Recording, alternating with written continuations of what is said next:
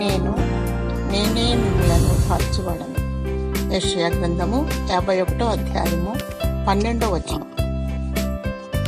ఆదరణ, శాంతి, సమాధానము, నెమ్మది మరియు ఓదార్పు లేక సతమతమవుతున్నావా? నీ దేవుడు ఒకని తల్లి వానిని ఆదరించినట్లు నేను మిమ్మలను ఆదరించునని సెలవిస్తున్నాడు. యెరూషలేములోనే మీరు ఆదరింపబడిదరు. యెరూషలేము పరలోకానికి సాదృశ్యం. ఈ లోకములో ఆత్మ విషయమై, నీతి నిమిత్తమై మరియు ప్రభువైన యేసు నామమును బట్టి శ్రమపడినచో పరలోకములో నెమ్మది కలుగును. దుఃఖపడువారు ధన్యులు, వారు ఓదార్చబడతారు.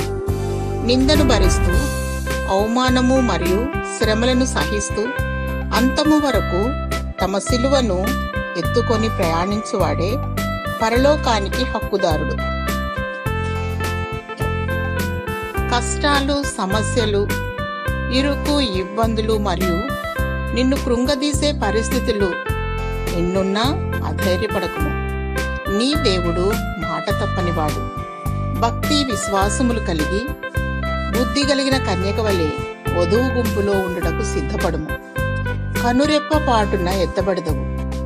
దేవుడు నీకు ధైర్యమును నెమ్మదిని దయచేయునుగాక. ఆమేన్.